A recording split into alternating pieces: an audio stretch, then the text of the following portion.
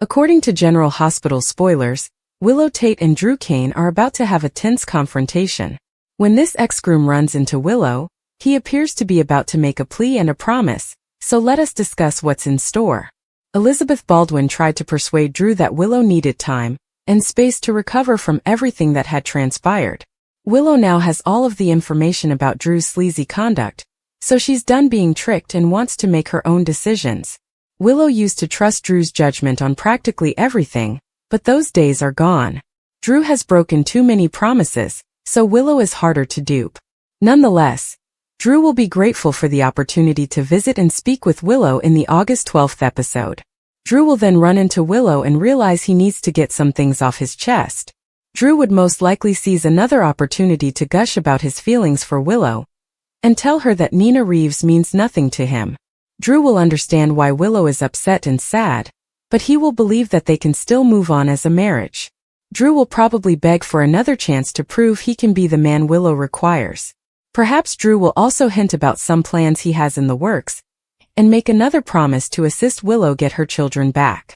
Of course, JH spoilers indicate that it will not be so simple for Willow.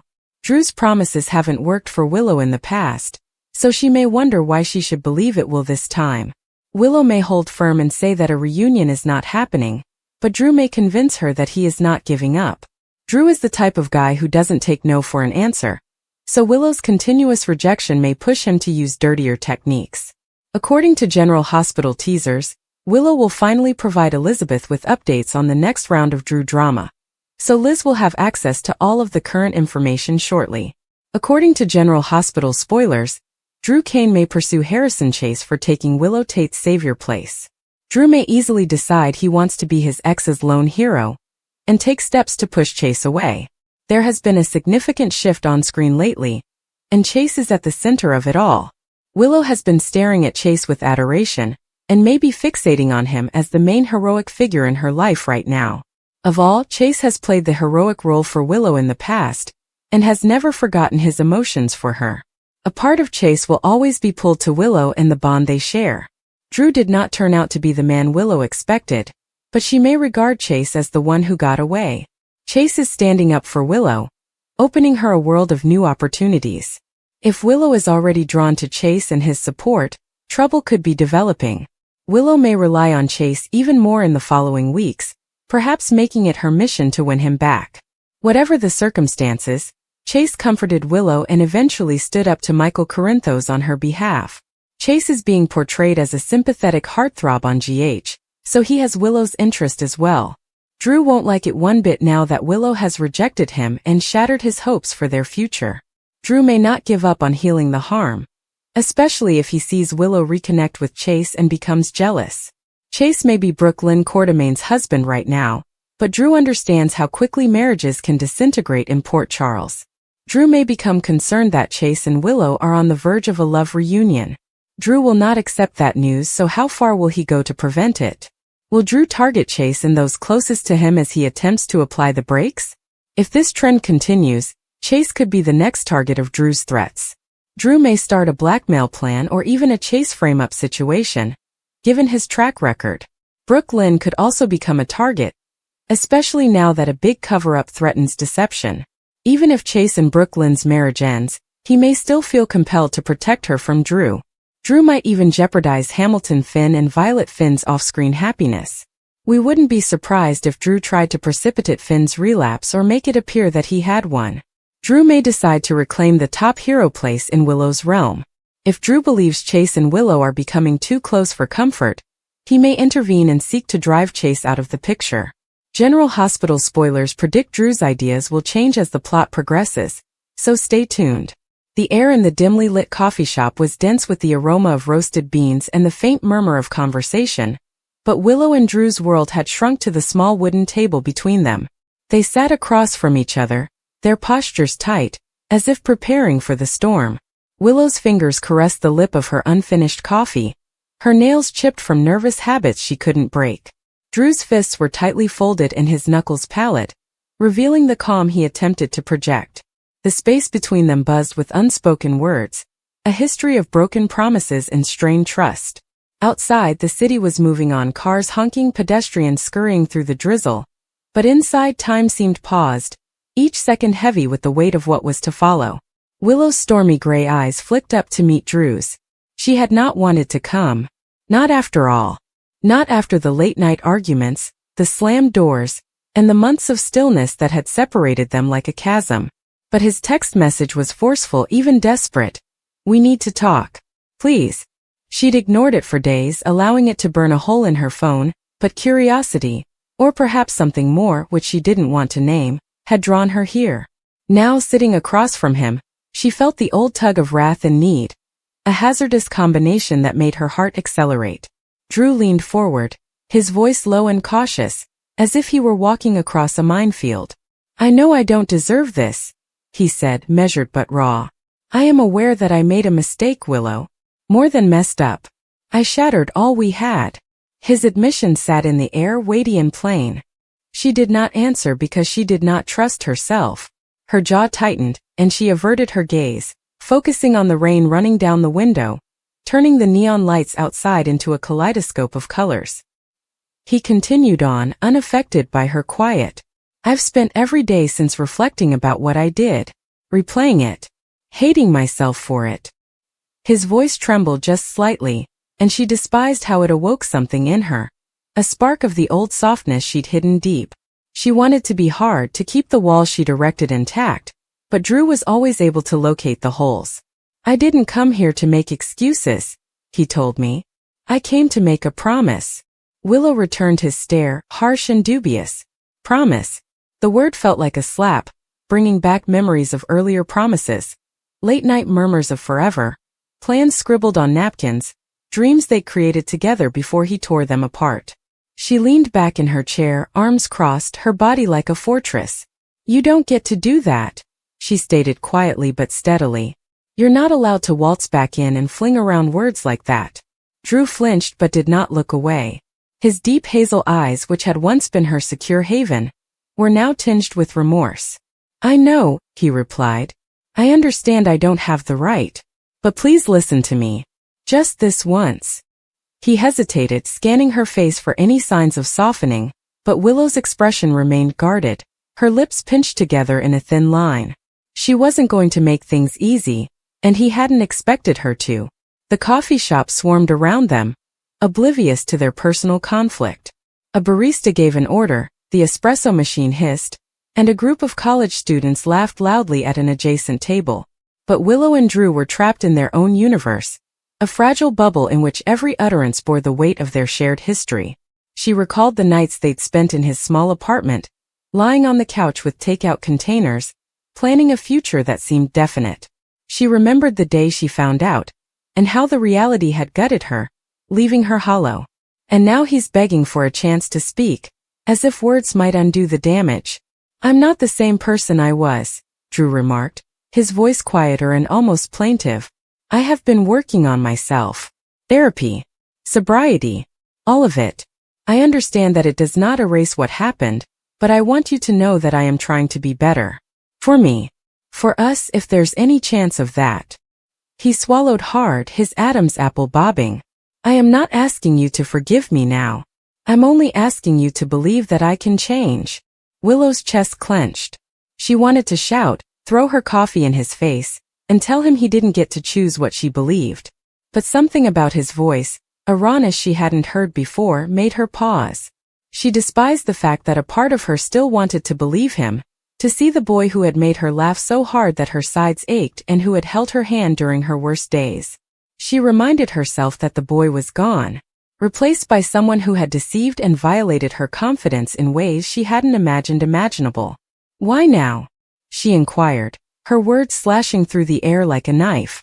"Why return now after all this time? You could have remained away, Drew. You could have let me move on." Her remarks were both painful and challenging. She needed to know that this wasn't just another rash decision, another moment of weakness that he'd regret later. Drew raked a hand through his hair, a nervous habit she knew all too well. "Because I couldn't keep pretending I was okay without you," he told me. "I tried. God, I tried. I pushed myself into work, self-improvement, and everything else to keep my mind off of you. But it did not work. You're still there in every part of my head. I wake up every day knowing I lost the best thing I ever had. Willow's breath caught, but she forced herself to remain calm. You didn't lose me, she replied, her voice cold. You threw me away. The words hit like a punch, and she saw the sorrow on his face. Good, she thought, a small bitter part of her content. Let him feel it. I know, he said, his voice barely above a whisper. And I'll remember that for the rest of my life. But I'm here because I feel we aren't finished. Not yet, he said, leaning forward, his gaze fierce and persistent. I am not asking for everything back. I'm not asking for us to continue where we left off. I'm asking for a chance to demonstrate why I'm different. Willow's heart pounded in a frantic pace, mirroring the tempest raging inside her. She desperately wanted to believe him, which worried her. However, trust was not something she could turn on and off. It was a fragile object, painstakingly constructed and easily shattered. You don't get it, she continued, her voice quivering despite her efforts to remain firm. It is not only about you changing. This is about me. What you done has transformed me. I'm not sure whether I can go back, Drew. I'm not sure if I want to. He nodded, as if he had anticipated this, as if he had practiced it 1,000 times. I understand, he replied. But I'm not asking you to go back. I'm asking for a chance to meet you where you are right now. The new you. The stronger you. His comments caught her off guard, and for a moment she felt exposed, as if he could see the portions of herself she'd fought so hard to repair. The coffee shop appeared to melt away, with the noise and bustle receding into the background. Willow scrutinized him, looking for the untruth, the flaw in his sincerity. But all she saw was a man who appeared exhausted, weak, and eerily familiar. She recalled the evenings she'd spent weeping herself to sleep, and the days she'd forced herself to keep going, rebuilding her life without him. She'd become stronger, certainly, but the scars remained, and she wasn't sure she could let him get close enough to see them. I can't make any promises, she finally admitted, her voice scarcely audible. I'm not sure if I can accomplish this. But... She hesitated, the words stopping in her throat. I will think about it. Drew's shoulders dropped, his expression a mix of relief and disappointment. That's enough, he stated. More than I deserved. Thank you, Willow. He reached for her hand, then paused, as if recalling the boundaries she'd established. Instead, he gave her a faint, timid smile that reminded her of the boy she had once loved. She didn't grin back, but she didn't turn away either. They sat for a minute, the silence between them gentler and less harsh. The weight of their history weighed heavily, but for the first time in months, there seemed to be a glimmer of hope, fragile, unclear, but present. Willow wasn't sure she could trust him again, or if she wanted to try. But as she stood to leave, her coffee still unfinished, she felt a slight shift inside her, a break in the walls she'd created. And that was enough for now. The rain had ceased outside, leaving the streets wet and reflective, mirroring the city lights in an almost hopeful manner. Willow stepped outside into the cool air, tightening her jacket about her. Drew followed a few steps behind, keeping the spacing she required. They didn't say anything as they parted ways, but his vow stayed in her mind, a subtle plea she wasn't prepared to respond to. Not yet. As she went home, the city buzzing around her, Willow felt the weight of his words sink into her bones. She had no idea what the future held, and she wasn't sure whether she could ever let him back in. For the first time in a long time, she let herself wonder, to hope just a bit, that perhaps they weren't finished after all. Drew had been on edge for days, his mood deteriorating with each hushed word and subtle glance that appeared to pass through Port Charles. Willow's life had been spared in a time of crisis, and he'd been showered with gratitude and admiration, until Detective Harrison Chase emerged as the one everyone appeared to name the true hero. Drew was not pleased. In his mind, he had been there, played a role, but Chase's presence had entirely eclipsed him. What irritated me even more was Willow's apparent gratitude for Chase, with her tone softening whenever his name was mentioned. Drew wasn't sure if it was jealousy, resentment, or a complex combination of the two, but he could feel himself falling into a mindset in which every smile Willow gave Chase was an insult, and every mention of the detective was a reminder of his own apparent incompetence. Drew's demeanor changed, and it was noticeable. Those closest to him could detect his boiling hatred, even if he hid it with courteous words. Michael, in particular, began to walk softly, taking care not to bring up Chase in conversation while Drew was there. But the lack of discussion about the detective made Drew even more aware of the stillness, as if everyone knew he couldn't bear hearing Willow's appreciation directed at someone else. Drew told himself it wasn't personal, that it was about fairness and earning the attention he deserved, but deep down, he knew Chase's rising star in Willow's eyes had hit something more fragile. Drew took himself in being strong, competent, and dependable, but this time it felt as if someone else had taken over his role without his permission. His frustration turned into a determination to retake his place as Willow's hero, or at the very least, to reveal Chase as undeserving of that pedestal. Drew reasoned that if he paid attention, the chance will present itself. He began discreetly gathering little details about Chase's recent cases, asking inquiries out of casual curiosity. He listened in while the investigator was at Metro Court, noting every contradiction in his version of events. Drew told himself he was only being cautious to protect Willow from misguided confidence, but his attention was fixed on uncovering any flaws in Chase's impeccable reputation. Chase, for his part, was unaware of the storm developing in Drew's head. He went on with his tasks, grateful to have helped save Willow, but he never seemed to think about how someone may resent him for it. If he observed Drew's occasional abrupt tone, he dismissed it as stress. But there were moments, brief flashes, when Chase sensed a strange tension in the air, particularly when Willow was there. Drew's eyes would linger for too long, and the way he pronounced Chase's name held a particular weight, as if it were a challenge in and of itself. Willow, caught between the two guys, was blissfully unaware of the undercurrents. Her appreciation to Chase was genuine, out of relief and admiration for his quick thinking. She continued to interact warmly with Drew, but there was no denying that she appeared lighter and more energetic when discussing the rescue with Chase.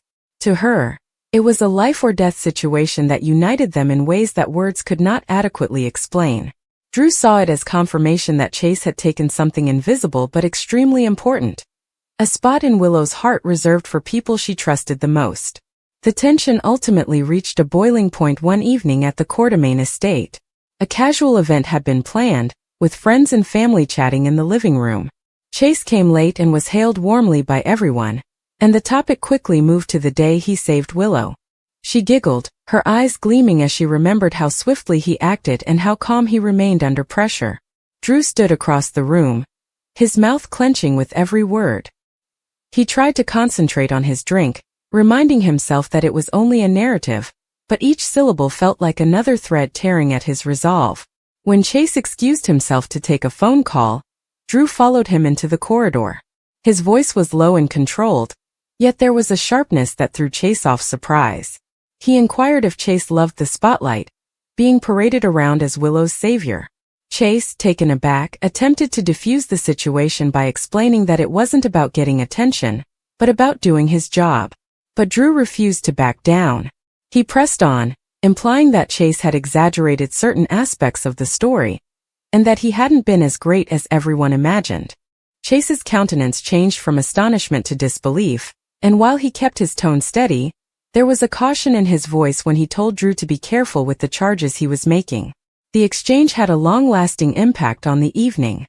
Drew returned to the party with a false smile, but those who knew him noticed the strain.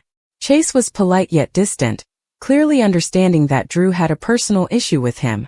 Willow recognized the awkwardness but couldn't pinpoint its cause, chalking it up to stress or weariness. In the days that followed, Drew redoubled his efforts. He began interviewing with people who had worked with Chase on various cases, looking for anecdotes that would indicate he wasn't as perfect as he portrayed. The majority of what he heard merely confirmed Chase's image as a dependable and honest cop, but Drew clung to the few seconds of hesitancy in someone's voice, twisting them in his mind into something more. Every ambiguous remark, every half-remembered incident fueled the notion that Chase's hero status was unearned. Even as he pushed forward, Drew couldn't deny the toll the situation was taking on him.